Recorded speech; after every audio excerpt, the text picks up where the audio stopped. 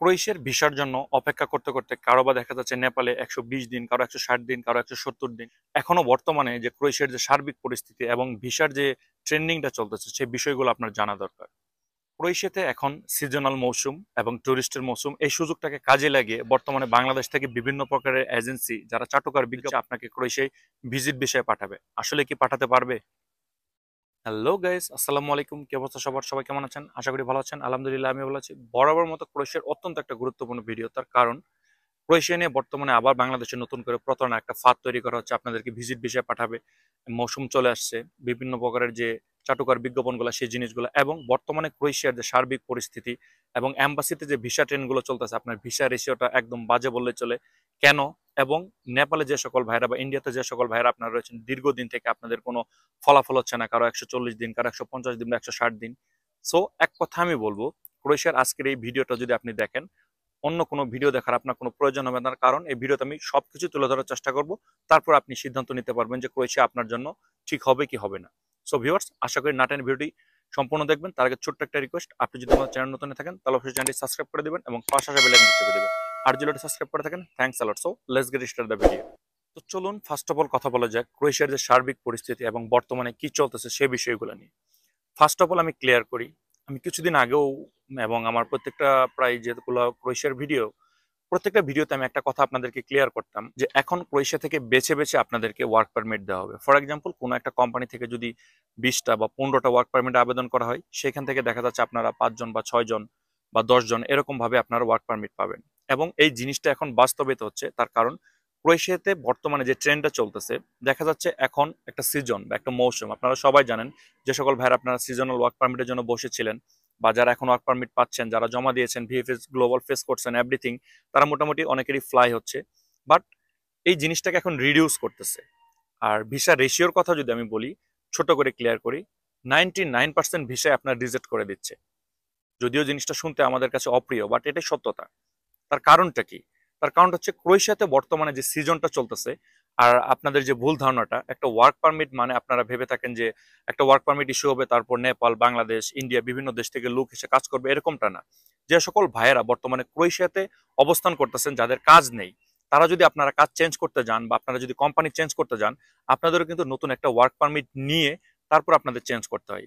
সেই ক্ষেত্রে এখন বর্তমানে ফরেন মিনিস্ট্রি থেকে এবং ক্রোয়েশিয়ার প্রত্যেকটা পুলিশ স্টেশন থেকে যে সকল কর্মীরা বাইরের দেশ থেকে হায়ার করে, আই মিন যে সকল মালিক বা যে সকল কোম্পানিরা বিভিন্ন দেশ থেকে লোক নিয়ে যায়, তাদেরকে বলতেছে যে আমরা যে ওয়ার্ক পারমিট গুলা দিচ্ছি, এই ওয়ার্ক পারমিটের থ্রুতে তোমরা ফার্স্ট অফ অল যে সকল ক্রোয়েশিয়াতে বেকার লোক রয়েছে যারা কাজ পাচ্ছে না, তাদেরকে দাও, তাদেরকে কাজের সুযোগ সুবিধা করে দাও। তারপরে যদি তোমাদের না হয় তো তাহলে তোমরা আবার বাইরে থেকে লোক আনতে পারো। সেই ক্ষেত্রে এবং যে সকল ভিএফএস গ্লোবাল, আপনারা সবাই জানেন যে ক্রোয়েশিয়ার ভিসাগুলো অ্যাপ্রুভ হয় এম্বাসি থেকে, ভিএফএস গ্লোবাল একটা মাধ্যম মাত্র। এবং সব এম্বাসিতে এই জিনিসটা করে দেওয়া যে যখন তাদেরকে আপনার ইমিগ্রেশন থেকে যখন কল করা হয় বা তাদেরকে ইনভেস্টিগেশন করা হয়, সেক্ষেত্রে সেই কোম্পানি পুরোটা যাচাই বাছাই করার পরে দেখা হয় যে সেই কোম্পানিতে কতজন লোক নেওয়ার ক্ষমতা রয়েছে এবং বর্তমানে ক্রোয়েশিয়াতে কতজন লোক সেই কাজের যোগ্য রয়েছে। সেই সবগুলো জিনিস মিলিয়ে তারপরে ভিসাটা দেওয়া হচ্ছে। সেক্ষেত্রে ভিসা রেশিও এখন 1% বললে চলে। সুখবরটা তাদের জন্য যে সকল ভাইরা ক্রোয়েশিয়াতে অবস্থান করতেছেন, যারা বিভিন্ন কাজবাজ পাচ্ছেন না, আপনারা এখন চেষ্টা করলেই একটা ওয়ার্ক পারমিট ম্যানেজ করে নিয়ে আপনারা কাজে নতুন করে যুক্ত হতে পারেন। বাট সেক্ষেত্রে একটা জিনিস মাথায় রাখবেন, বর্তমানে আপনার ইন্ডিয়ান বা বাংলাদেশি বা পাকিস্তানি বিভিন্ন দেশের যে ভাইরা ওই দেশে অবস্থান করতেছেন, তারা বিভিন্ন টাকার বিনিময়ে এই ওয়ার্ক পারমিট গুলাকে সেল করতেছে। কেউ 500 ইউরো, কেউ 700 ইউরো, 1000 ইউরো, যে যেভাবে পারতেছে সেই জিনিসগুলা। সো আশা করি এই জিনিসটা ক্লিয়ার।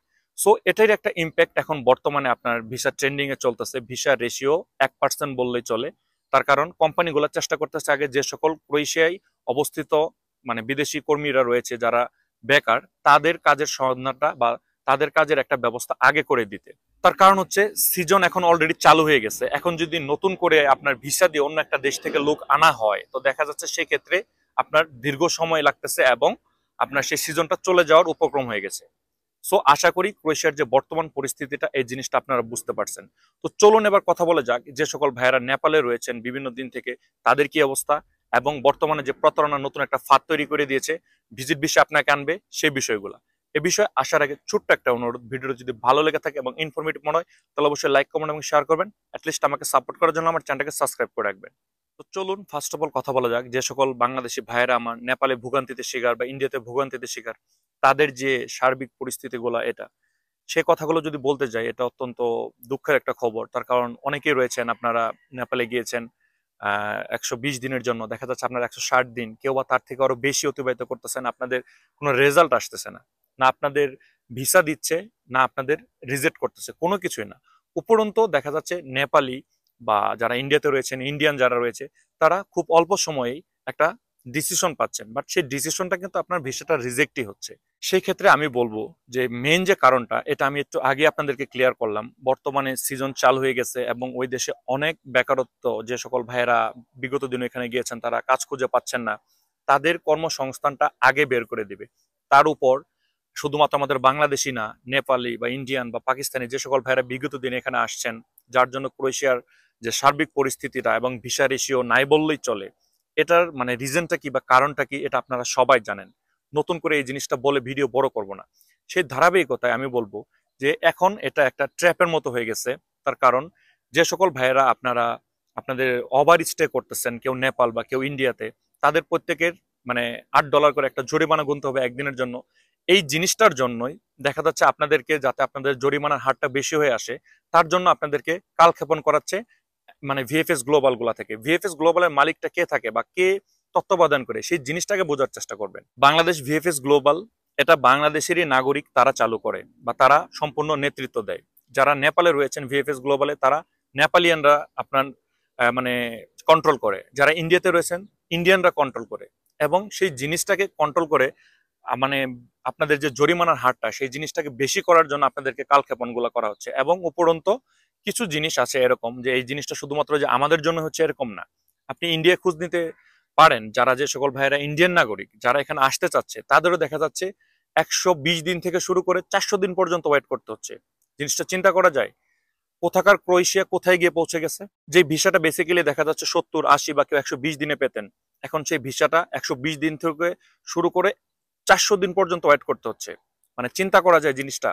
সো আমি আপনাদেরকে বলবো, যে সকল ভাইয়েরা আপনারা ওভার স্টে করতেছেন, আপনাদের মানে মানে জমার হারটা যদি এরকম হয়ে থাকে যে 160 দিন বা 170 দিন হয়ে গেছে, তো আমি মনে করি যে এই ভিসাটা রিজেক্ট হবে। তার কারণ বর্তমানে ভিসা রেশিও 1% বললে চলে। সো এখন আপনাদের কি করা দরকার, যে সকল ভাইয়েরা বিভিন্ন দিন থেকে ওয়েট করতেছেন, আমি করজোরে অনুরোধ করি আপনারা সবাই মিলে মিলিত হয়ে বাংলাদেশ সরকারের কাছে অনুরোধ করেন। সবাই মিলে এক হয়ে আমার যে সকল ভাইরা এখানে রয়েছেন, তারা আপনারা ডক্টর মোহাম্মদ ইউনূস স্যার বরাবর মানে মেল করতে পারেন বাংলাদেশের যে পররাষ্ট্র মন্ত্রণালয় আছে সেখানে, অথবা চাইলে আপনারা ছোটখাটো একটা মানে রেলি করে সেই ভিডিও ক্লিপগুলো বিভিন্ন সামাজিক মাধ্যমে আপনারা ছড়িয়ে দেন, আপনাদের যে প্রবলেমগুলো সেই জিনিসগুলোকে তুলে ধরার চেষ্টা করেন। ভাই আপনি বিপদে আছেন, আপনার এই বিপদে আপনাকে আপনি যদি সাহায্য না করেন, কেউ এসে সাহায্য করবে না। সো আমি আপনাদের উদ্দেশ্যে একটা কথাই বলবো, যে সবাই সম্মিলিত হয়ে বাংলাদেশের সরকারের প্রতি এবং বাংলাদেশের যে প্রশাসনগুলো রয়েছে তাদের প্রতি দৃষ্টি আকর্ষণ করাতে আপনাদের যা যা করতে হয় আপনারা সেই জিনিসগুলো করেন। আশা করি জিনিসটা ক্লিয়ার। তো চলুন এবার কথা বলা যাক বাংলাদেশের যে প্রতারক চক্রগুলা ভিজিট বিষয়ে এখন ক্রোয়েশিয়া পাঠাবে সে বিষয়ে কিছু কথা বলা যাক।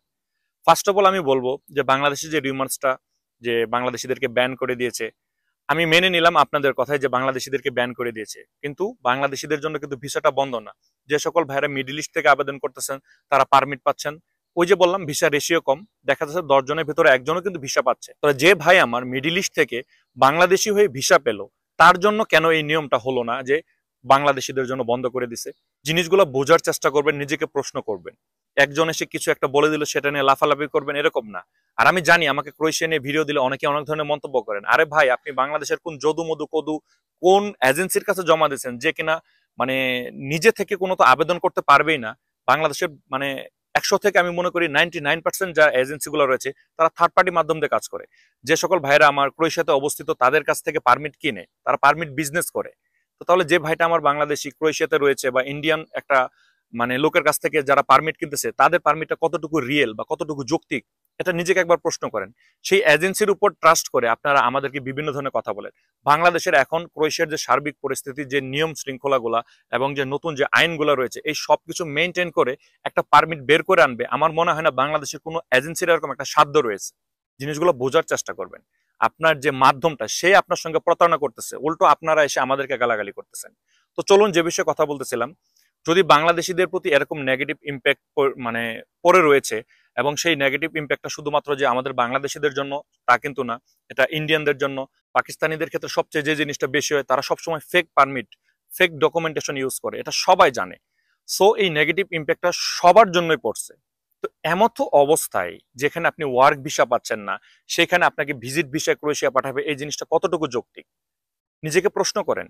ভিজিট ভিসা পেতে হলে আপনার কিছু ক্রাইটেরিয়া থাকতে হবে। আপনার ব্যাংক ব্যালেন্স, আপনার ট্রাভেল হিস্টোরি, আপনি মানে ভ্রমণ করেন এরকম জিনিস আপনাকে প্রুভ করতে হবে।